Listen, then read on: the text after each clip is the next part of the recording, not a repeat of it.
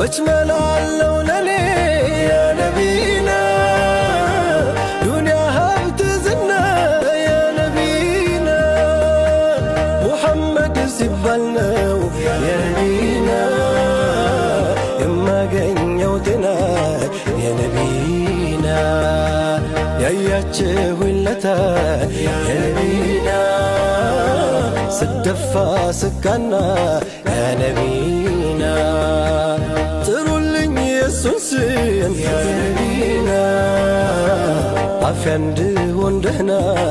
ያ ነቢና ባይችልም መናገር ያ ነቢና አፍን አላውሶ ያ ነቢና ተንሰቅስቋል ግንዱ ያ ነቢና ሊሰነጠቅ ደርሶ ያ ነቢና